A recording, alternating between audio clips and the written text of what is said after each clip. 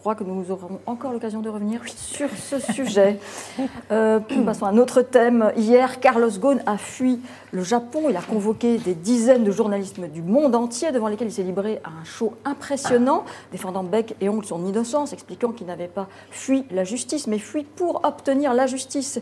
Il est entouré d'une dizaine d'avocats, des meilleures agences de communication. Il a commencé ce matin une autre offensive mondiale à travers les médias, ses avocats. Est-ce qu'il en ferait trop ? On écoute ce matin la colère de la ministre japonaise. 個別事件に関する主張があるのであれば、具体的な証拠とともに我が国の法廷において主張すればよいのであり、ゴーン被告人においては我が国の公正な刑事司法手続きの中で公正な裁判所の判断を仰ぐことを強く望みます。Alors, j'espère que vous avez tout compris. Sophie Obadia, qu'est-ce que vous en pensez de cette idée de fuir la justice pour mieux obtenir justice? Est-ce que c'est possible, ça? C'est ce qu'on appelle le forum shopping chez les avocats. Vous choisissez la loi la plus favorable. Non, mais sérieusement, ce que dit la ministre de la Justice japonaise, tout est dit. C'est formidable de commencer son allocution en disant « s'il doit se défendre ». Mais bien sûr qu'il doit se défendre. Donc, effectivement, culturellement, nous avons quand même le sentiment que le ministre japonais de la Justice a une vraie difficulté à considérer et à demander à M. Ghosn d'apporter les preuves pour sa défense. Je rappelle que ce n'est pas à lui d'apporter les preuves de l'accusation dont il fait l'objet. Donc, effectivement, il y a un renversement qui est assez inquiétant, mais ça, je l'avais signalé il y a très longtemps. Le Japon, on a le droit de le dire, ne présente pas les critères normaux des droits de la défense qui sont un corpus essentiel dans le monde occidental. Et je pense que c'est un paradoxe exceptionnel que ce soit M. Carlos Ghosn qui devienne le parangon de cette valeur fondamentale qui doit être la nôtre. Alors, mais est-ce que ça donne le droit de fuir? Est-ce qu'il y a des arguments juridiques pour le droit de fuir? Je réponds à votre question. Le droit de fuir, il est contenu. C'est comme ça, c'est un peu cynique ce que je vous ai expliqué, mais quand quelqu'un est élargi, c'est-à-dire quand il sort de détention et qu'il est sous contrôle judiciaire, ici dans notre pays, la fuite, elle est toujours envisageable. Voilà, ça fait partie non pas des droits de la défense, mais des risques d'un système judiciaire équilibré qui effectivement donne des droits à celui qui peut se défendre, y compris le droit d'être à l'extérieur et de consulter ses avocats et d'être près de sa famille. Ce que dit Carlos Ghosn, c'est qu'il n'a pas envisagée ne veut pas dire qu'elle est légale. Qu'est-ce que vous voulez dire? Elle n'est pas légale, mais elle fait partie des risques sociaux, du risque. C'est un cas prévu par le droit. Non, ce n'est pas un cas prévu, mais la pratique fait que lorsque l'on remet en liberté une personne, on s'expose à un risque de fuite. Mais encore faut-il que lorsqu'on est en liberté, on puisse profiter des éléments naturels favorables à sa défense, c'est-à-dire voir ses avocats, communiquer librement et voir sa famille. Vous avez bien compris que Carlos Ghosn, quand on lui a présenté l'avenir comme étant assez noir, à savoir qu'il n'aurait pas un procès rapidement, je ne parle même pas d'équité du procès, mais de droit à être jugé dans l'année, ça n'était même pas présenté comme tel. Je ne dis pas que c'est bien de le faire, évidemment que je n'encourage pas la fuite, mais c'est un risque qui est pris en compte, je dirais, par le système judiciaire lorsqu'il est équilibré et bien pensé, comme le nôtre par exemple. En tout cas, mieux que celui du Japon, c'est certain. Nicolas Corato, qu'est-ce que vous pensez de cette situation pour le moins atypique? Moi, je ne vais pas défendre le système judiciaire japonais. Personne ne peut le défendre. Je crois que personne n'est en état de le défendre. Ceci étant dit, ce à quoi on a assisté... Sa communication est exceptionnelle, qu'est-ce que vous en pensez? Oui, c'est exceptionnel. En même temps, ce n'était pas une conférence de presse. C'était pas une conférence de presse, c'était une masterclass hier. Oui, c'était quelque chose de complètement hors norme. Enfin, vous, les journalistes, vous n'avez jamais connu une conférence de presse comme ça. On avait l'impression qu'à la fois, il présentait les résultats de son groupe, mais en fait, c'était ses résultats personnels. Il nous a appris la vie. Moi, j'ai compris comment fonctionnait l'évasion fiscale. Enfin, c'est un tuto formidable, mondial, en plusieurs langues, en arabe, en anglais, un peu en français d'ailleurs, un peu en français. Bon, en termes de communication, c'est complètement... c'est un ovni. Enfin, moi, j'avais jamais vu quelque chose d'aussi... Bon, je remarque d'ailleurs qu'on a des dirigeants français qui, quand même, savent mondialiser leur problématique judiciaire. Hein, Dominique Strauss-Kahn, Carlos Ghosn, je crois que la France a une filière intéressante en la matière. Plus sérieusement, ça pose quand même une question sur le conflit entre, pardon de le dire, mais une forme de mondialisation et la souveraineté des États. C'est-à-dire qu'on a là un ex-dirigeant d'un très grand groupe mondialisé qui a réussi à finalement aller choisir son tribunal, non pas judiciaire, mais médiatique, dans un pays dont il a la nationalité et où il a pu se réfugier, avec des moyens qui sont les siens, et qui arrive à se soustraire à une justice, quels que soient ses défauts, mais une justice souveraine. Et ça pose une vraie difficulté. Ça pose une vraie difficulté parce que, comme vous le disiez, la fuite fait partie des hypothèses, mais si demain, tout pays considère que tout cadre dirigeant mis en cause dans une affaire de corruption, de fraude fiscale, ne doit plus être en résidence surveillée, mais nécessairement incarcéré parce qu'il y a la vie des hommes d'affaires dans le monde va commencer à être un peu plus difficile qu'elle ne l'était déjà aujourd'hui. Et moi, j'ai quand même une dernière difficulté. Parce que jusqu'à présent, les hommes d'affaires ne s'enfuyaient pas. Non, mais ils pouvaient le faire. Mais ce qui s'est passé là, c'est vraiment, je pense que politiquement, ça pose. Il y a un frottement très fort entre la mondialisation et la souveraineté des États. Le fait qu'effectivement, il y ait une population de cadres dirigeants, de grands dirigeants, qui échappent d'une certaine manière. Est-ce qu'inversement, souvent, la justice n'est pas instrumentalisée à des fins économiques ? Mais parfois, et évidemment, dans l'affaire Ghosn, on sait que c'est une affaire qui est bien plus compliquée que... D'ailleurs, il l'a parfaitement démontré, en tout cas, de son point de vue hier. Moi, j'ai un dernier point qui est un peu sentimental, mais je pense, à titre personnel, que le Liban n'avait pas besoin de ça. Et que pour l'État libanais, la présence de Carlos Ghosn sur son territoire est un problème diplomatique majeur. Un problème diplomatique et un problème intérieur.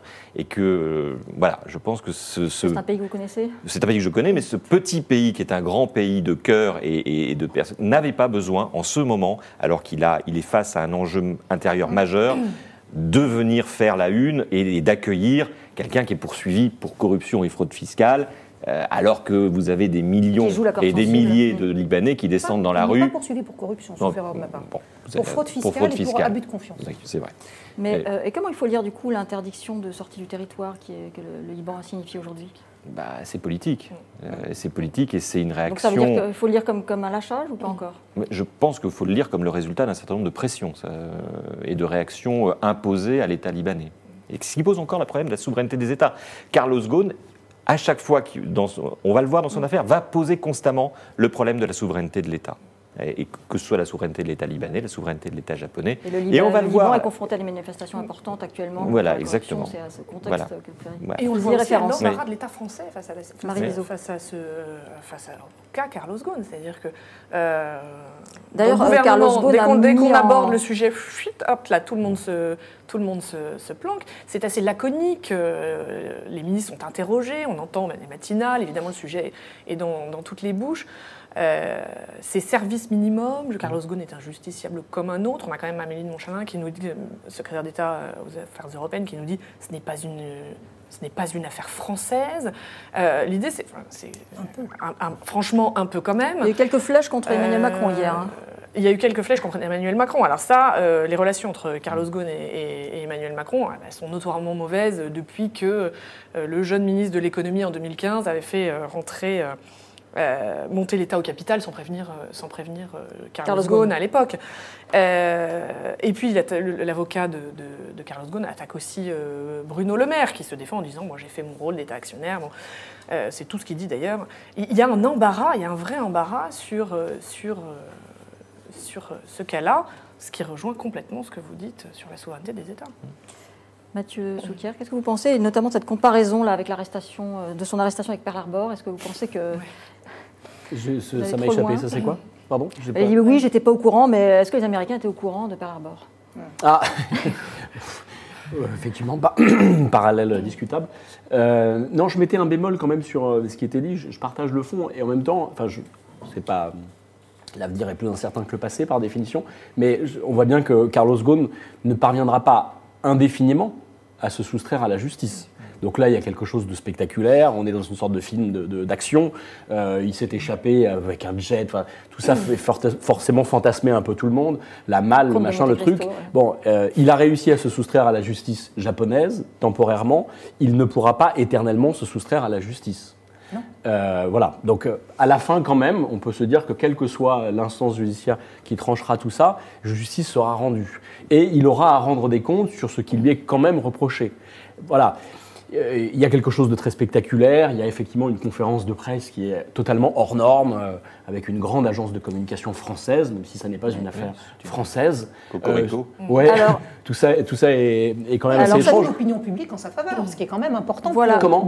Dans le cadre du procès qui l'attend, immanquablement, vous avez raison, l'opinion publique aura été quand même préparée à écouter favorablement sa défense, bien plus que s'il était resté au Japon muet. Ça, hein. je n'y crois pas 3 secondes. C'est-à-dire qu'on Non. peut tous émettre des réserves sur le système judiciaire japonais que, comme beaucoup de gens, j'imagine, j'ai un peu découvert à l'occasion du procès Ghosn. J'étais surpris qu'une démocratie non occidentale puisse malgré tout avoir un système judiciaire qui fonctionne de telle façon. Je me souviens que chez nous, j'étais conseiller ministériel quand on a fait évoluer certaines lois pour passer à 96 heures, je crois, le délai de garde à vue dans des affaires de terrorisme, et toutes les Ça n'a pas été une associations, mince affaire, non, et et toutes les la associations Cour de de droits de l'homme, cassation s'en etc., est emparée, la manifestaient. Cour Alors, européenne des droits de l'homme. rétrospectivement, on peut se dire à juste titre pour porter la question des libertés publiques dans le débat, etc. Quand on voit Carlos Ghosn a pu, c'est 120 jours, je crois, au Japon, je ne sais plus combien. Enfin, effectivement, on n'est pas exactement sur les mêmes critères. Pour autant, je ne suis pas convaincu en fait que même si on a pu être impressionné par l'exercice d'hier, fondamentalement, le prévenu Ghosn, comme disait la ministre de la Justice japonaise, à la fin bénéficiera dans l'opinion d'un soutien très favorable. Alors, en on se souvient attendant- que la question de, pardon, juste là-dessus, mais la question de sa rémunération, elle faisait quasiment chaque année déjà polémique vous avez chez raison. nous. Alors, parce j'allais vous en que parler. Elle était déjà considérée comme hors norme. Et ce brave Carlos Ghosn n'a jamais su se contenter manifestement en Oui. fait, de ce qu'était sa rémunération officielle. Et il a à répondre quand même de 4 affaires au total, ou je sais pas. Alors, en attendant, de justement, soustraction de qu'il plusieurs passe devant dizaines la de millions justice, d'euros au fisc. Donc, Il on verra dans revendique quelle déjà mesure. ses droits à la retraite pour recouper nos deux sujets du soir. On l'écoute. Dès hier, Je n'ai absolument pas l'intention d'abandonner mes droits. J'ai des droits vis-à-vis de Nissan, j'ai des droits vis-à-vis de Renault qui n'ont pas été respectés et je compte bien les réclamer en justice. Parce que je crois dans la justice française et je crois d'une certaine manière aussi, sur le plan civil, à la justice japonaise. Alors, Sophie Obadia, qu'est-ce que vous en pensez de ces droits à la retraite? Alors, évidemment, hein, ce n'est pas l'AG Carco, hein, Non. c'est sa Non, mais je négociation réponds à votre avec question, Renault. droit et décence ne sont pas synonymes. en Oui, l'occurrence. au droit et décence, mais en même temps, on ne doit pas les confondre. C'est la difficulté, c'est-à-dire qu'on ne doit pas le juger au regard de sa fortune. Quand il dit « je ne suis pas au-dessus, je ne suis pas en dessous », c'est très difficile de nos jours d'être juste, c'est-à-dire de regarder le cas Carlos Ghosn dans ces affaires qui lui sont imputées, avec les charges qui sont rapportées contre lui et la défense qu'il peut apporter. Le reste, je dirais qu'il soit riche, qu'il soit avare, qu'il soit même particulièrement obsédé par l'argent, peut-être, mais ça n'est pas vraiment le sujet. Est-ce que réellement les faits qui lui sont reprochés, et il a l'air de dire, mais je n'en sais strictement rien, qu'il ne s'était pas encore voté les sommes pour lesquelles il est poursuivi au Japon, c'est ça qu'il va falloir examiner dans le fond. On lui reproche pas d'être riche, hein, on lui reproche d'avoir potentiellement d'avoir soustrait encore une fois au fisc des sommes considérables. Non, d'abord, les deux infractions qui sont reprochées, c'est de s'être fait voter des sommes qui auraient accru ses rémunérations sans en avoir averti l'ensemble du Ça, groupe. c'est la Bon. première phase. Voilà. Mais pour répondre à votre question précisément, est-ce qu'il en fait trop ? Bien sûr qu'il en fait trop. Quand aujourd'hui il répond à la ministre de la Justice japonaise ridicule, là c'est trop. Évidemment qu'il va trop loin. Et que c'est un personnage excessif. Ça, nous en sommes tous d'accord. Mais il faudra le juger pour ce qu'il a fait. Sa personnalité viendra aussi éclairer les faits, mais pas que sa personnalité. Marie, juste avant qu'on passe à un autre sujet. Oui, parce que ce qu'il dit là, quand il dit j'ai pas du tout renoncé mes droits, Renault, Nissan me doivent, ce dont il parle, c'est de sa retraite. C'est chapeau. plusieurs centaines de millions C'est milliers d'euros par an. plus de 700 000 euros par an. Et là, il adresse un message direct à Renault, Nissan. Une retraite chapeau, c'est une retraite qu'on négocie pour le jour où on partira. Pour le jour où on prend sa retraite. On négocie avec son employeur. C'est une rente à vie. Et, Rien à voir avec l'État. et là, il lance ni un avec, débat et un message direct. Il dit, mais je n'ai pas du tout démissionné. Ils ont voulu faire croire que j'avais démissionné. Là, c'est un débat un peu technique. Je me suis mise en retrait pour assurer en prison, je me suis le mis en bon retrait pour que fonctionnement Renault de puisse l'entreprise, fonctionner. mais je n'ai jamais démissionné. Là, ils sont Faire dans tous une les espèce- procès possibles. Voilà, exactement. Ils sont dans une espèce de guerre qui va être à la fois technique et enfin tout ce qu'on veut, mais voilà, ce qu'il veut récupérer, c'est plus Bon, de 700 en tout cas, 000 hier, euros ce par show, an à vie. c'est vrai, comme vous disiez, ce show a quand même convaincu une grande partie de nos internautes qui ont répondu à 58% qu'ils étaient convaincus par cette déclaration. Ils étaient 84 000 votants et les commentaires sont assez partagés sur le site. Carlos Ghosn mange à tous les râteliers, ou bien Babino nous dit Carlos Ghosn est un showman, mais son image est définitivement entachée. Passons à un autre sujet. Autre polémique, ils ne l'ont même pas dit à la reine, c'est Meghan et Harry qui eux aussi veulent se faire la malle. Ils ont annoncé qu'ils voulaient prendre leur distance avec la famille royale, ils sont désireux de travailler, d'acquérir une liberté financière et ils s'installeront une partie de l'année en Amérique du Sud.